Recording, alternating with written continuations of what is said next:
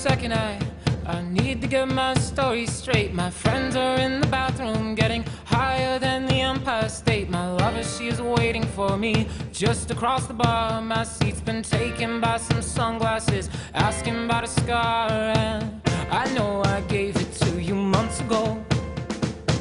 I know you're trying to forget, but between the drinks and subtle things, the holes in my apologies, you know, I'm trying hard to take it back. So if by the time the bar closes and you feel like falling down, I'll carry you home tonight.